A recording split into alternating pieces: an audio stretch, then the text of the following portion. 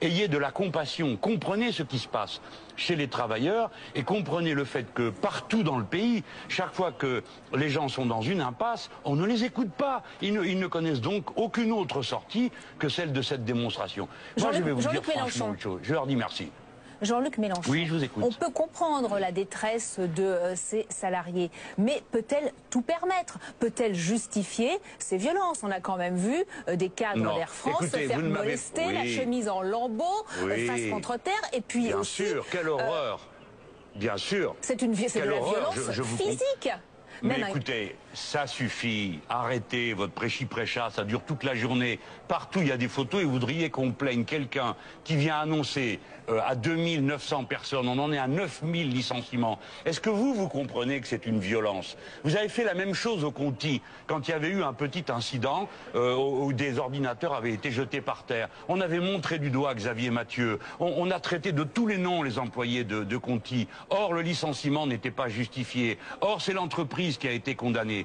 Vous êtes d'une incroyable, je dis vous, d'une manière générale, tous les bien-pensants, vous êtes là à montrer du doigt des salariés en colère. Mais savez-vous que vous n'avez même pas le privilège de la nouveauté? J'ai cité un texte de Jean Jaurès de 1906, ça dure depuis un siècle. Quand un salarié élève la voix, alors là c'est terrible. Mais un patron n'a pas besoin d'élever la voix. Il raye d'un trait de plume, tranquillement, avec d'autres gens, au calme, la vie des autres. Il condamne à la mort sociale. Est-ce que vous savez combien il y a de suicides parmi les chômeurs? Est-ce que vous savez combien il y a de divorces? Combien il y a de gens qui sont obligés après de vendre ce qu'ils ont après une situation? Non, vous justement, Jean-Luc Mélenchon, il ne faut pas multiplier. Mais si les gens venaient se pendre dans vos bureaux, peut-être que vous le verriez. Jean-Luc Mélenchon, si vous ne condamnez pas de telles violences, elles pourraient se multiplier et reprendre encore et être multipliées par 2, par 3, par 4 dans d'autres conflits sociaux. C'est ça qui est grave.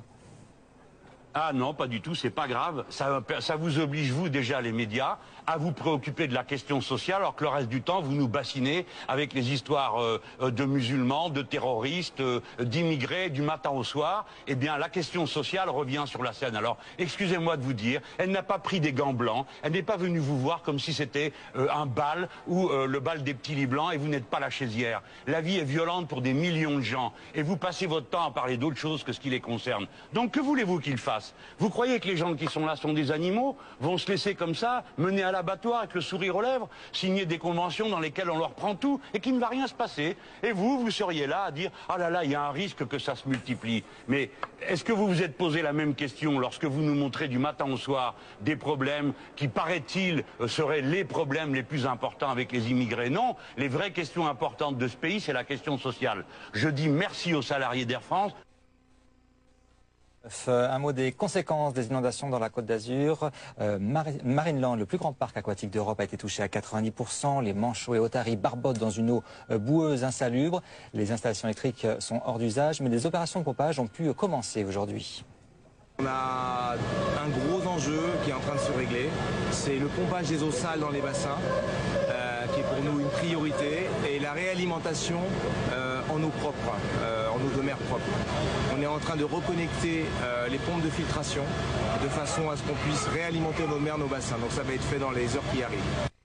Un mot du prix Nobel de physique qui a été attribué aujourd'hui au japonais Karita et au canadien McDonald. Ils ont découvert que les toutes petites particules appelées neutrinos ont une masse. Les scientifiques en savent ainsi plus sur le fonctionnement de la matière.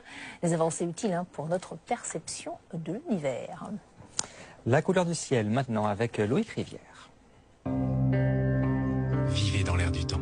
C'est la météo avec Beau Concept, meubles et design danois depuis 1952.